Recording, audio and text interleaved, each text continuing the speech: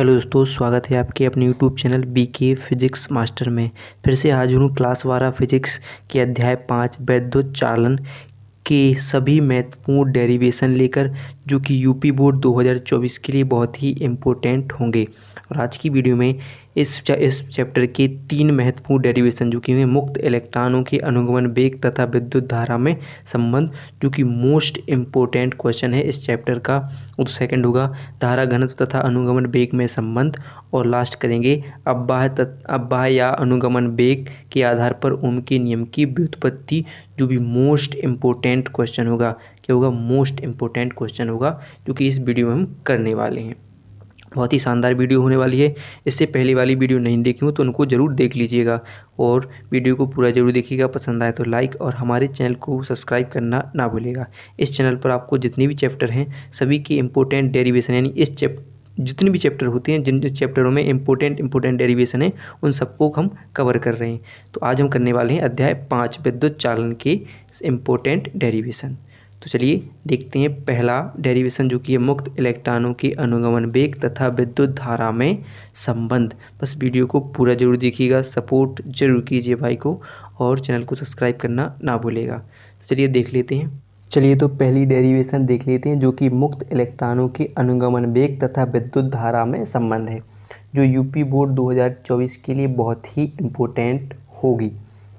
तो सबसे पहले बनाते हैं चित्र के माध्यम से देखें इसकी परिभाषा, जो कि आपको लिखनी है। ठीक है, तो चलिए मान लेते हैं, माना कोई एक चालक तार है। किसके कारण निकालते हैं? कि चालक तार के कारण। तो मान लेते हैं कोई चालक तार है। ठीक है, देखिए ये हो गया चालक तार हो गया, जो क्या है P व Q है, जिसके दूसरे, माना एक चालक तार P व Q है, जिसकी लंबाई मान लेते हैं L लंबाई। ठीक है, इसकी लंबाई क्या है? L है। और इसका क्षेत्रफल मान लेते हैं A है। ठीक है, इस चालक तार का क्षेत्रफल क्या है? A है। तो माना कोई चालक तार P व Q है, जिसकी लंबाई L तथा क्षेत्रफल A है, तथा इस चालक तार के दोनों सिर P व Q के बीच क्या करते हैं? इस चालक तार P व Q के बीच एक सेल या बैटरी जोड़ते हैं। ठीक है, सेल जोड़ते हैं, जिससे इसके सिरों के बीच, यानी चालक तार के सिरों के बीच भी विभवांतर स्थापित हो जाता है। क्या हो जाता है?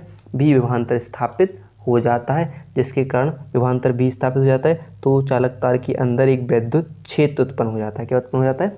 वैद्युत क्षेत्र उत्पन्न हो जाता है। और चालक तार के अंदर पहले से क्या है? मुक्त इलेक्ट्रॉन है।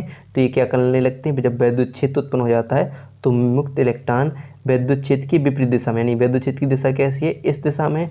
और मुक्त इलेक्ट्रॉन क्या करने लगते हैं? कि वैद्युत क्षेत्र की विपरीत दिशा में अनुगमन वेग Vd से गति करने लगते हैं। ठीक है, क्या करने लगते हैं?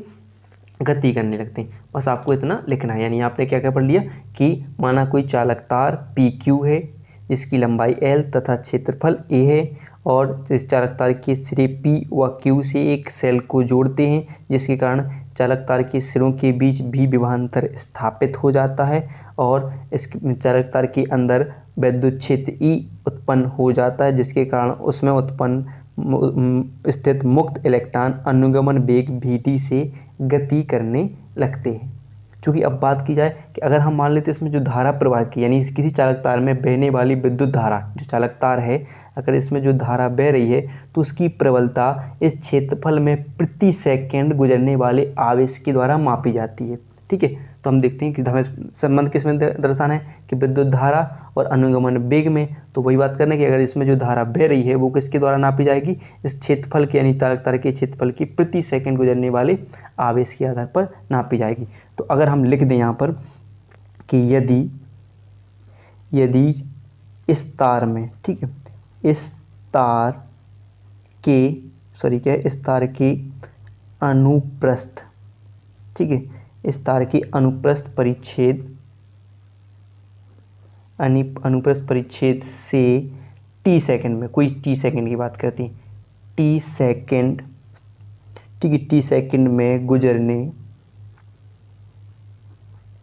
वाले मुक्त इलेक्ट्रॉन, ठीक है, बात क्या हो रही? मुक्त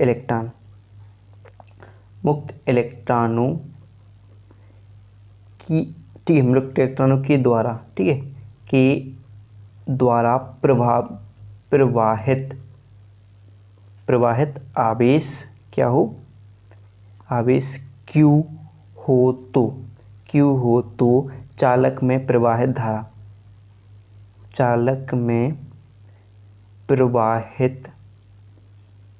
धारा, भाषा तो आप लिख लोगे कि जो हमने बताई है कि भाषा कैसे लिखनी है कि कोई चालक तार PQ है जिसकी लंबाई L है तथा अनुप्रस्थ क्षेत्रफल A है तथा चालक तार के दोनों सिरे P व Q के बीच एक बैटरी को जोड़ते हैं जिससे इसके सिरों के बीच विभवांतर स्थापित हो जाता है, जिसके कारण चालक तार के अंदर विद्युत क्षेत्र उत्पन्न हो जाता है और उसमें उपस्थित मुक्त इलेक्ट्रॉन अनुगमन वेग Vd से विद्युत क्षेत्र की विपरीत दिशा में गति करने लगते हैं। चूँकि हमें निकालना है धारा घनत्व अनुगमन वेग में संबंध, तो जो धारा बहेगी वो किसके कारण बहेगी कि उसके क्षेत्रफल में t सेकंड में गुजरने वाले मुक्त इलेक्ट्रॉनों द्वारा प्रवाहित आवेश के कारण द्वारा उसको नापा जाएगा। तो इसमें धारा क्या हो जाएगी आपकी, तो I बराबर हो जाएगी Q/T, ठीक है, प्रति सेकंड, यानी कि प्रति सेकंड गुजरने वाले आवेश के कारण। तो इसे नाम दोगे आप समीकरण 1, क्या होगी, I बराबर Q/T। चूँकि आप बात करते हैं कि यदि चालक में प्रति एकांक आयतन में मुक्त इलेक्ट्रॉन, यानी जो इसमें चालक है इस चालक के पूरे आयतन में इलेक्ट्रॉनों की संख्या अगर n हो, यानी बात करें कि यदि, ठीक है, यदि चालक के प्रति एकांक आयतन में, ठीक है, आयतन में मुक्त इलेक्ट्रॉनों की संख्या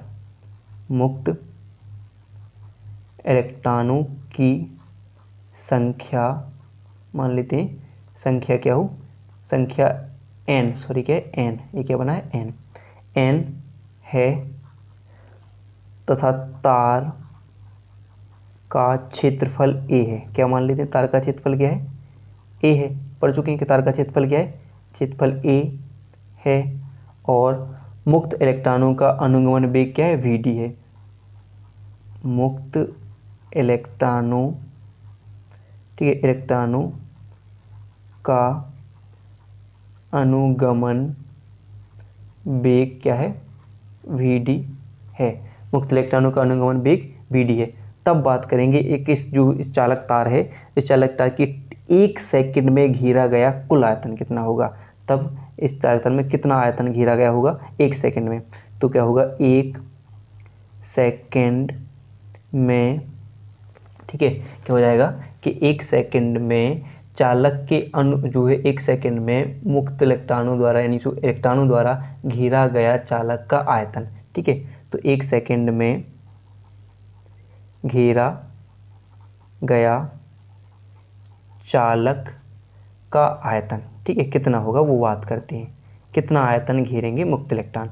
तो मुक्त इलेक्ट्रॉनों द्वारा 1 सेकंड में चालक का घेरा गया आयतन, चूँकि आयतन बराबर आपने पढ़ा होगा कि आयतन बराबर क्या होता है, आयतन बराबर क्या होता है, आयतन बराबर होता है क्या, लंबाई गुणे चौड़ाई गुणे ऊंचाई।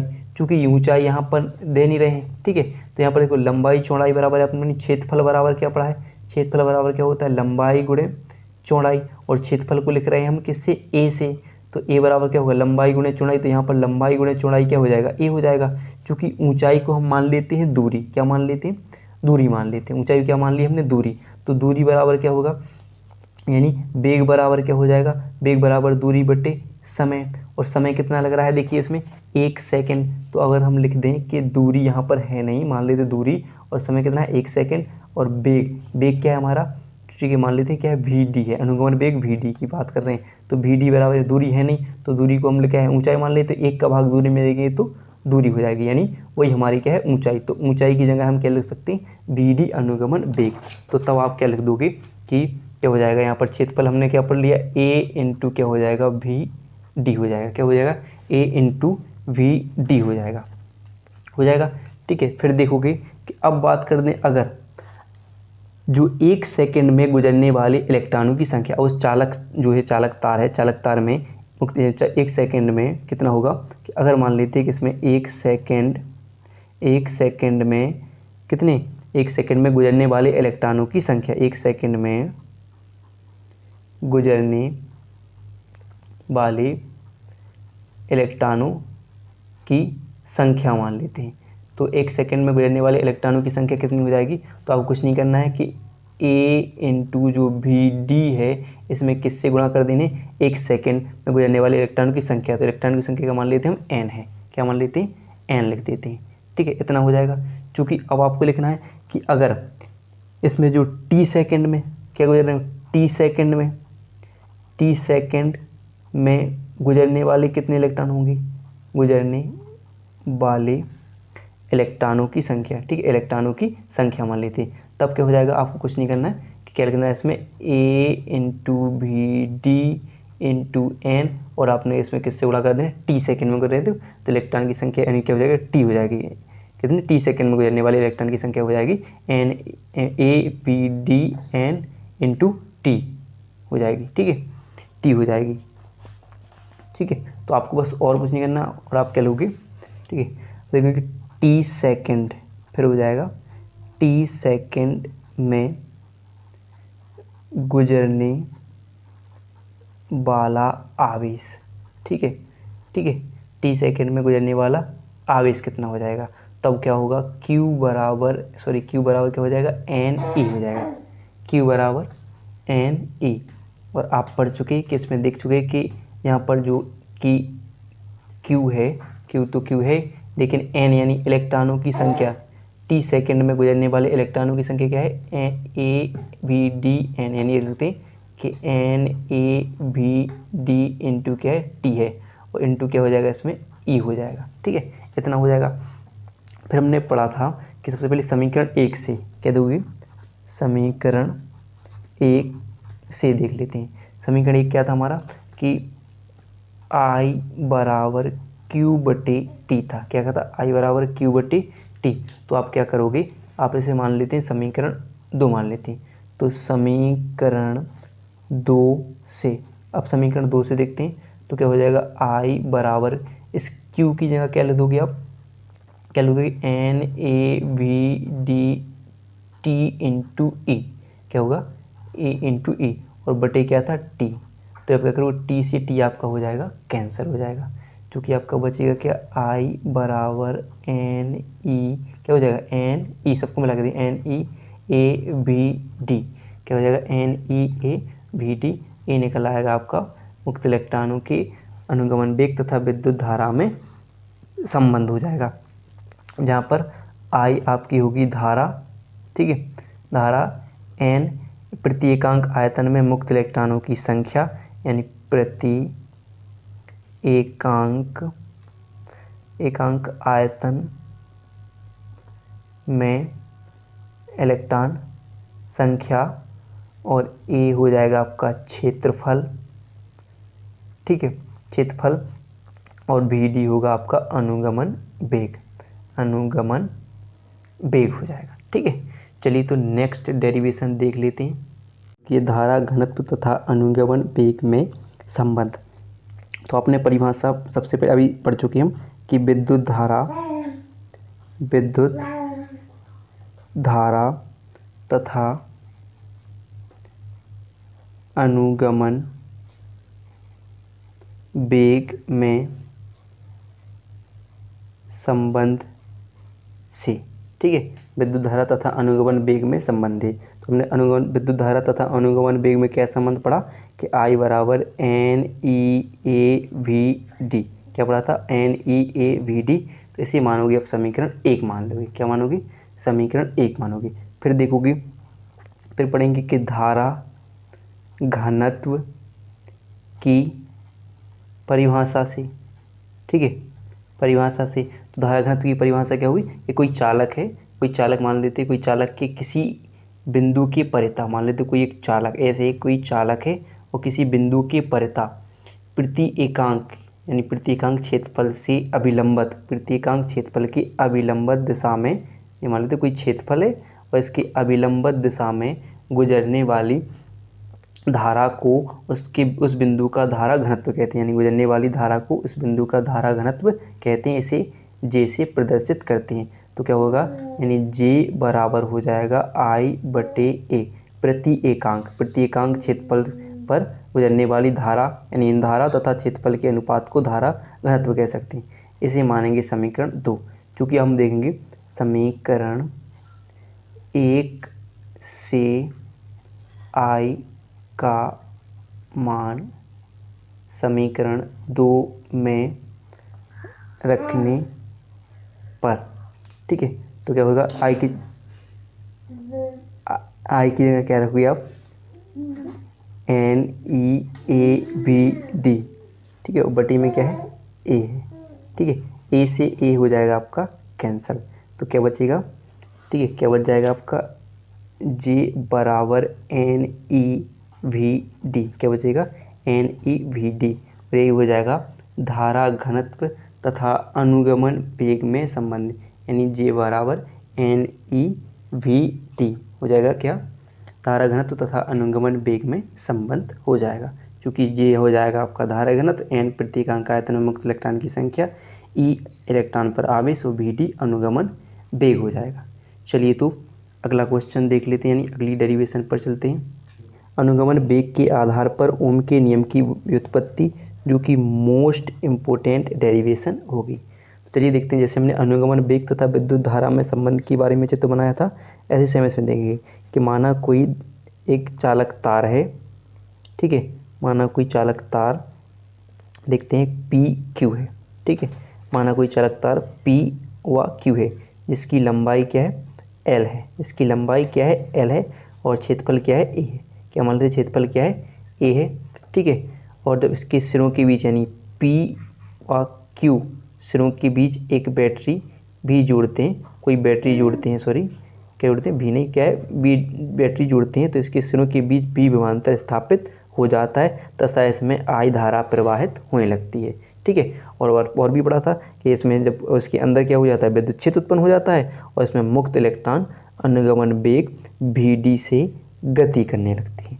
ठीक है, यही पढ़ा था। तो क्या हो जाएगा कि क्या पढ़ा हमने कि यदि माना कोई चालक तार PQ है, जिसकी लंबाई L तथा क्षेत्रफल A है, इसके सिरों के बीच एक बैटरी जोड़ते हैं, तो इसके सिरों पर B विभवांतर स्थापित होता है, जिसमें I धारा उत्पन्न हो जाती है तथा इसमें जो मुक्त इलेक्ट्रॉन अनुगमन वेग VD से विद्युत क्षेत्र की विपरीत दिशा में गति करने लगते हैं, ठीक है, गति करने लगते हैं। सेम वही भाषा हम इसमें लिखेंगे, ठीक है। तो अब क्या होगा, इसमें I धारा प्रवाहित होने लगी, तो यदि मान लें कि यदि तार में मुक्त इलेक्ट्रॉन, यानी बात है कि किसी प्रत्येकांक आयतन में, यदि तार के प्रत्येकांक आयतन में, यदि मान लें यदि तार के प्रत्येकांक, ठीक है, प्रत्येकांक आयतन में, ठीक है, प्रत्येकांक आयतन में मुक्त इलेक्ट्रॉनों की संख्या, मुक्त इलेक्ट्रॉनों की संख्या N है, ठीक है, N हो तथा अनुगमन वेग VD हो, ठीक है, अनुगमन वेग VD हो तब, तो हमने पढ़ा है कि जब धारा प्रवाहित होने लगे तो तार में एक विद्युत क्षेत्र उत्पन्न हो जाता है, तो विद्युत क्षेत्र में मुक्त इलेक्ट्रॉन अनुगमन वेग VD से गति करने लगते हैं, तब धारा क्या हो जाएगी, I बराबर NEABD, विद्युत धारा तथा अनुगमन वेग में संबंध हमने पढ़ा था, तो उसी से लिया, वैसे मानेंगे हम समीकरण 1 मान लेंगे, ठीक है। चूँकि अब बात करते हैं कि क्या है कि जो चालक तार है, जो E यहाँ पर हो जाएगा इलेक्ट्रॉन का आवेश हो जाएगा, चूँकि चालक तार की लंबाई L है, क्या लिखेंगे, चूँकि तार की लंबाई L, तार की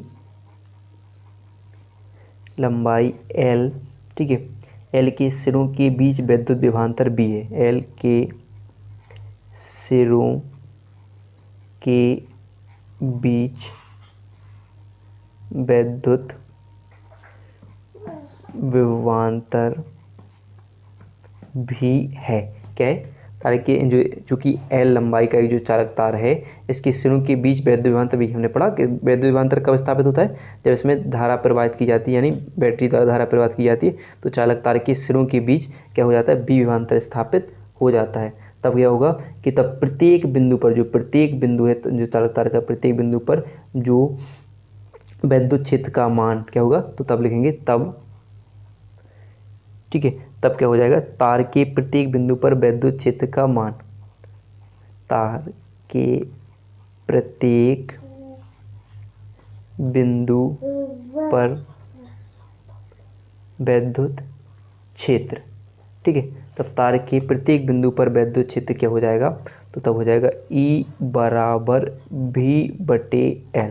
क्या हो जाएगा, E बराबर V/L हो जाएगा। यानी बात कर रहे हैं कि चूंकि तार की लंबाई L हो तो उसके सिरों के बीच विभवांतर V हो, तब वैद्युत क्षेत्र क्या होगा, E बराबर V/L। यानी प्रत्येकांक लंबाई पर उत्पन्न यानी विभव, उनके सिरों पर उत्पन्न विभव हो जाएगा, तो E बराबर V/L हो जाएगा, ठीक है।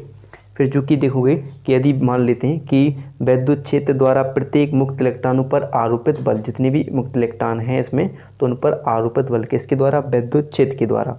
तो मान लेते अगर क्या करें कि जो वैद्युत क्षेत्र है, वैद्युत क्षेत्र द्वारा प्रत्येक मुक्त इलेक्ट्रॉनों पर, वैद्युत क्षेत्र द्वारा प्रत्येक मुक्त इलेक्ट्रॉन पर आरोपित बल, ठीक है, क्या हो जाएगा, आरोपित बल। तब आरोपित बल क्या हो जाएगा, तो आपने वैद्युत क्षेत्र की परिभाषा पढ़ी होगी, यानी वैद्युत क्षेत्र की तीव्रता की परिभाषा पढ़ी होगी कि E बराबर F/Q। क्या होता है, E बराबर F/Q, बटे में एक मानते हैं, कैंची गुणा करती हैं, तो आपका क्या हो जाएगा, F बराबर हो जाएगा E इंटू क्या हो जाएगा, Q हो जाएगा, ठीक है। इतना हो जाएगा, चूँकि आपने पढ़ा होगा कि Q बराबर N ही होता है। और यहाँ पर बात करें कि वैद्युत क्षेत्र के प्रत्येक मुक्त इलेक्ट्रॉनों पर आरोपित बल, तो मान लेते हैं कोई एक इलेक्ट्रॉन के कारण ले लेते हैं, सभी आप इस इलेक्ट्रॉन की बात नहीं कर रहे, एक क्या करते हैं, इलेक्ट्रॉन की संख्या मान लेते हैं, एक इंटू क्या हो जाएगा, E हो जाएगा। तो यानी एक का गुणा E में हो जाएगा, तो क्या हो जाएगा, Q बराबर क्या हो जाएगा, E। यानी मान लेते हैं, तो मैं Q की जगह लिख लेते हैं हम E। तब क्या हो जाएगा, तब आपका बल का सूत्र क्या हो जाएगा, F बराबर क्या हो जाएगा, E इंटू क्या लिख देंगे हम, Q की जगह क्या लिख देंगे, E। क्या हो जाएगा, E। इसे मान लेंगे आप, समीकरण 2 मान लेंगे। और आप देखोगे कि जो E बराबर हम क्या पढ़ चुके हैं, V/L, तो हम इस E की जगह क्या लिख देंगे, V/L। तो F बराबर क्या हो जाएगा, VE, ठीक है। E क्या हो जाएगा, VE बटे क्या हो जाएगा, L। क्या हो जाएगा, VE/L। और इसे नाम दे दोगे आप, समीकरण 3 नाम दे दोगे, ठीक है। F बराबर क्या हो जाएगा, VE/L हो जाएगा। अब बात करें तो यदि इलेक्ट्रॉन का द्रव्यमान, जो इलेक्ट्रॉन हैं, जितने भी इलेक्ट्रॉन घूम रहे हैं, यदि इलेक्ट्रॉन का द्रव्यमान m हो, तब इस पर बल के, जो भी इस पर बल उत्पन्न होगा वो क्या होगा। तो यदि मान लेते हैं कि यदि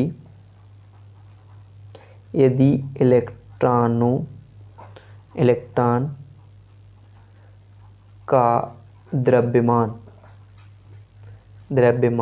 m हो तब, ठीक है, यदि इलेक्ट्रॉन का द्रव्यमान m हो, तब इस बल के कारण इलेक्ट्रॉन पर उत्पन्न त्वरण, जो इस बल के कारण जो बल लगा है उस पर, तब, ठीक है, तब इस बल के कारण, तब क्या हो जाएगा, तब इस बल के कारण इलेक्ट्रॉन में उत्पन्न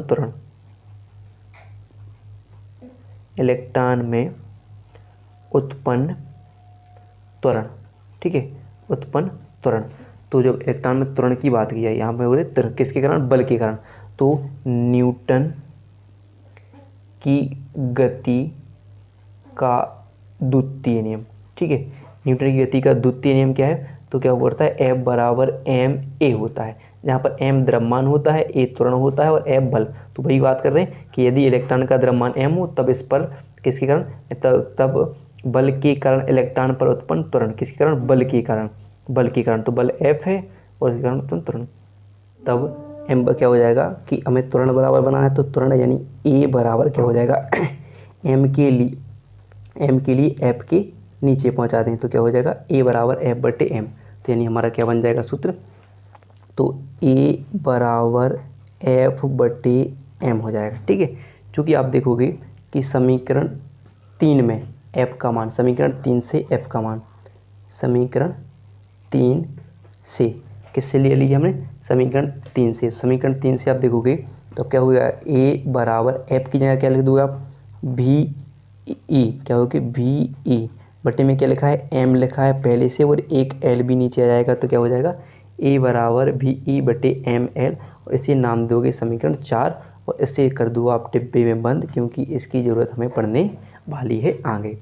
तो चलिए देखते हैं अब बात की जाए कि यदि यदि तार के भीतर मुक्त इलेक्ट्रॉन धातु के, यानी ये जो है जो तार है, तार के भीतर जो मुक्त इलेक्ट्रॉन है उसके भीतर क्या होंगे, धनायन भी होंगे। तो क्या होते हैं, तार के भीतर मुक्त इलेक्ट्रॉन धातु के धनायनों से बार बार टकराने लगते हैं। क्या करते हैं, टकराते रहते हैं। तो किसी धनायन की आयन से टकराने के पश्चात मुक्त इलेक्ट्रॉनों का अनुगमन वेग विद्युत क्षेत्र की विपरीत दिशा में बढ़ने लगता है। यानी जो जो मुक्त इलेक्ट्रॉन है, जो इलेक्ट्रॉन धनायन से टकराएंगे तो विद्युत क्षेत्र की, यानी विद्युत क्षेत्र की दिशा ऐसी इस प्रकार हम पढ़ चुके थे। तो उसकी विपरीत दिशा में VD अनुगमन वेग, यानी जो वेग क्या होता है उसमें बढ़ जाता है। तो यानी इलेक्ट्रॉन धनायन से टकराते हैं तो विद्युत क्षेत्र की विपरीत दिशा में वेग बढ़ता है। इतनी बात के लिए रखना है, ठीक है, बढ़ने लगता है। तो यदि ऐसी बात करते हैं, यदि किसी इलेक्ट्रॉन की धन आयनों से हुई दो क्रमागत टक्करों के बीच लगे समय अंतराल क्या होगा, टॉ होगा। तो यानी लिखते हैं क्या हो जाएगा, तो दो क्रमागत, मान लेते हैं कोई दो क्रमागत किससे, इलेक्ट्रॉनों से, किसकी, धन आयनों की। तो क्या होगे, तो दो क्रमागत टक्करों के बीच का समय अंतराल, दो क्रमागत टक्करों के बीच का समय अंतराल क्या हो जाएगा, टॉ है। क्या हो जाएगा, टॉ हो जाएगा। दो क्रमागत टक्करों के बीच लगे समय अंतराल क्या हो जाएगा, टॉ हो जाएगा। तो इलेक्ट्रॉनों का वेग VD में वृद्धि हो जाती है, यानी क्या हो जाएगा, ए टॉ, सॉरी क्या हो जाएगा, तो इलेक्ट्रॉनों का वेग में कितनी की वृद्धि होती है, इलेक्ट्रॉनों के वेग में ए टॉ की वृद्धि हो जाती है, ए टॉ की वृद्धि हो जाती है। कितनी की वृद्धि हो जाती है, ए टॉ की वृद्धि हो जाती है। वो कैसे हो गई, अनुगमन धनायन ऋणायन से जब टकराए तो इसका क्या बढ़ गया कि विद्युत क्षेत्र की विपरीत दिशा में जो वेग क्या होता है, बढ़ जाता है। तो उसमें कितने की वृद्धि हो गई, ए टॉ की वृद्धि होगी। अब कैसे हो गई वो आप देखोगे कि मान लेते हैं कि जो त्वरण बराबर आपने पढ़ा, त्वरण बराबर क्या होता है, वेग परिवर्तन, ठीक है, वेग परिवर्तन और परिवर्तन में लगा समय, ठीक है। तो वेग परिवर्तन क्या होगा, मान लेते हैं वेग परिवर्तन को लिखेंगे डेल्टा B से, और परिवर्तन में लगा समय T, और उसे लिखेंगे हम त्वरण A। तो जो कि हमें दो क्रमागत टक्करों के बीच समय अंतर क्या समय लग रहा है, टॉ समय लग रहा है। तो T की जगह हम क्या लिख देंगे, टॉ लिख दें, ठीक है, क्या लिख दें, टॉ लिख दें। तो डेल्टा V बराबर क्या हो जाएगा, क्या हो जाएगा, टॉ हो जाएगा। और यहाँ पर A है, अगर हम कैंची गुणा करके देखें तो क्या हो जाएगा, डेल्टा V बराबर क्या हो जाएगा, डेल्टा V बराबर होगा ए टॉ, किस, तो वेग में किसकी वृद्धि हो गई, ए टॉ की वृद्धि हो गई, ठीक है, ए टॉ की वृद्धि हो जाती है, ठीक है, वृद्धि हो गई। तब क्या हो जाएगा, तो अगर मान ले तो इतनी वृद्धि हो जाने पर यदि हम किसी क्षण, यानी कोई क्षण मान लें कि इसमें क्या हो, जो विद्युत क्षेत्र क्या हो, जो इसमें विद्युत क्षेत्र अनुपस्थित हो, ठीक है, तब अनुपस्थित हो तो किसी इलेक्ट्रॉन का उसमें वेग क्या हो जाएगा, ठीक है, जब क्या होगा, ई अनुपस्थित हो तब इलेक्ट्रॉन का उसमें वेग क्या हो जाएगा, U1 होगा। क्या हो जाए, मान लेते हैं क्या हो जाएगा, U1 हो जाएगा। और फिर अचानक ऐसा हो जाए कि फिर क्या हो जाए कि जो विद्युत क्षेत्र उपस्थित हो जाए, तो क्या होगा, तब विद्युत क्षेत्र की उपस्थिति के कारण, ठीक है, तब विद्युत क्षेत्र की उपस्थिति के कारण उसका वेग बढ़कर कितना हो जाएगा, U1 प्लस ए टॉ 1 हो जाएगा, ठीक है। और उपस्थिति में उपस्थित हो तब इलेक्ट्रॉनों का उसमें वेग कितना हो जाएगा, बढ़ जाएगा, यानी क्या होगा, U1 प्लस ए टॉ 1 हो जाएगा। कितना हो जाएगा, U1 ए टॉ 1 हो जाएगा। इसी प्रकार जहाँ टॉ 1 उस इलेक्ट्रॉनों की दो क्रमागत टक्करों के बीच का समय अंतराल होगा, जो टॉ 1 होगा उस दो इलेक्ट्रॉनों के बीच टक्करों का, धन आयनों से टक्करों के बीच का समय अंतराल होगा। इसी प्रकार इलेक्ट्रॉनों का वेग बढ़ता चलेगा, यानी ऐसे U1 क्या होगा, U1 प्लस ए टॉ 1 हो जाएगा, फिर U2 प्लस ए टॉ 2 हो जाएगा, फिर इसी प्रकार U3 प्लस ए टॉ 3 हो जाएगा। चलिए तो हम और इसे आगे देखते हैं। तो हमने क्या क्या पढ़ लिया कि जो आपका क्या था, U1 प्लस ए टॉ 1 हो गया था, सेकंड क्या हो गया था, U2 प्लस ए टॉ 2 और U3 प्लस ए टॉ 3 हो गया था। इनका वेग बढ़कर इतना वेग हो गया था। अगर हम ले लें, यानी क्या करें कि सभी इलेक्ट्रॉनों का औसत वेग, ठीक है, तो सभी इलेक्ट्रॉनों का औसत वेग देख लें। सभी इलेक्ट्रॉनों का औसत वेग क्या हो जाएगा, तो औसत वेग वही क्या हो जाएगा, इसका अनुगमन वेग होगा, ठीक है, अनुगमन वेग बातें हैं। तो क्या लिख दें कि भी डी बराबर औसत वेग क्या होगा, जितने भी हमने वेग निकाले यानी u1 plus A T one, u2 plus A T two, u3 plus A T three, इन सबको हम जोड़ देते हैं तो क्या हो जाएगा u1 प्लस क्या हो जाएगा A T one plus u2 plus A T two plus u3 plus A T three, और बटे औसत में क्या होता है कि जो भी संख्या दी होती है उन संख्याओं का कुल योग बटे संख्या हो जाती है। तो यहाँ पर देखोगे तो u1 u2 u3 को अलग कर लेते हैं, तो u1 plus u2 plus u3 को हम करते हैं अलग और नीचे क्या लिख देते हैं यानी इस n का मतलब है इन सबके नीचे n होगा, तो u1 u2 u3 के और plus A T one A T two A T three को अलग करते हैं, तो A T one plus A T two plus A T three बटे क्या हो जाएगा n हो जाएगा।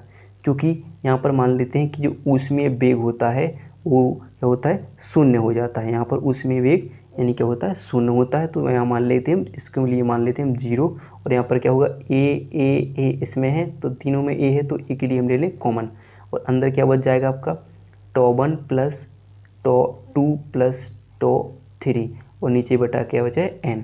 चूँकि आप देखोगे तो कोई धनायनों से जो क्या होता है कि औसत समय अंतराल क्या होता है, ठीक है, तो क्या हो जाता है कि इलेक्ट्रॉनों का दो क्रमागत टक्करों के बीच का औसत समय अंतराल क्या कहा जाता है श्रांति काल कहा जाता है। यानी टो बराबर क्या हो जाएगा tau one plus tau two plus tau three बटे n बराबर क्या हो जाएगा टो, यानी जहाँ पर टो क्या होगा श्रांति काल हो जाएगा। तो आप क्या लिख दोगे 0 को हम लिखेंगे नहीं तो क्या होगा ए हो जाएगा, और इन सब की जगह पर क्या लिख देंगे हम टो लिख देंगे, तो यानी क्या हो जाएगा टो हो जाएगा, और वाक्य किससे कर रहे हैं भी डी से, ठीक है, इसे मान लो भी डी हो जाएगा। क्योंकि अब हम ज़रूरत होगी हमें कहाँ पर, जहाँ हम निकाला था हमने, तो हमने क्या निकाला था यहाँ पर देखोगे कि ए बराबर क्या निकाला था भी ई बटे एम एल, यानी समीकरण 4 से। तो देखेंगे हम, ठीक है, किससे देखोगे आप समीकरण 4 से, समीकरण 4 क्या था तो ए बराबर एम क्या था आपका कि भी क्या था भी ई बटे एम एल, क्या था यहाँ पर भी ई बटे एम एल, ठीक है। तो यहाँ पर क्या करोगे कि जो यहाँ पर हम मान लेते जैसे कोई समीकरण नाम दे देते, समीकरण 5 जो भी था 5 6 जो भी हो उसे नाम दे देते हैं, तो हम यहाँ ए की जगह क्या लिख दोगे भी ई बटे एम एल, तो भी डी बराबर क्या होगा तो भी ई बटे एम एल इंटू क्या हो जाएगा टो हो जाएगा, ठीक है, टो हो जाएगा भी ई इंटू टो बटे एम एल हो जाएगा, ठीक है। इसे कोई नाम दे दोगे आप समीकरण 6 नाम दे देते। फिर देखोगे समीकरण 1 से, तो समीकरण 1 क्या था विद्युत धारा तथा अनुगमन वेग संबंध में I बराबर एन ई ए भी डी, ठीक है, क्या था एन ई ए भी डी। तो आपको कुछ नहीं करना है कि समीकरण 6 से जो भी डी का मान है वो यहाँ पर हम रख देते हैं, तो क्या हो जाएगा I बराबर एन ई ए भी डी की जगह क्या लिख दोगे भी ई बटे एम एल इंटू टो, ठीक है। इसके नीचे मानोगे 1 और करोगे कैंची गुणा, तो एम एल का गुणा किस में हो जाएगा आई में, और ये सब कहाँ पर लिख दोगे यहाँ पर, तो एन ई ए, ठीक है, और एक और ई है तो यहाँ पर हो जाएगा एक ई है तो ई का हो जाएगा स्क्वायर, और ए है और क्या है टो बराबर क्या हो जाएगा आई एम एल हो जाएगा। क्योंकि आपको कुछ नहीं करना, एक और इसमें क्या है भी लिखा है तो भी लिख दीजिए, ठीक है। तो क्या करो भी को यहीं पर रखो और इस आई को इसके नीचे पहुंचा दो, यानी एक दूसरे से अदला बदली कर दो, और क्या करो एम एल और इसके नीचे क्या पहुंचा दो N E square A tau के लिए पहुंचा दो, जहां पर आप लिख दोगे कि सिर्फ इतना लिख देना है कि जहां पर एम एल बटे N E square A tau क्या है नियतांक है, क्या है नियतांक है, और नियतांक को लिखते हैं हम आर से, तो यानी हमारा क्या होगा V/I बराबर R हो जाएगा। ठीक है, क्या हो जाएगा, ये क्या हो गए, नियतांक हो गए, नियतांक हो गए। और यही हो जाएगा हमारा V/I बराबर R। यानी यदि किसी चालक की भौतिक अवस्था जैसे ताप में कोई परिवर्तन ना किया जाए तो उसमें बहने वाली धारा विभवांतर की अनुक्रमानुपाती होती है। यानी तो क्या हो जाता है, उसमें बहने वाली धारा विभवांतर के अनुक्रमानुपाती होती है। अगर हम अनुक्रमानुपाती का चिन्ह हटा देते हैं तो RI हो जाता है। अगर हम I के लिए नीचे पहुंचा देते हैं तो क्या हो जाता है, V/I बराबर R हो जाता है। और यही ओम का नियम है, यही ओम का नियम है। ठीक है, यही ओम का नियम है।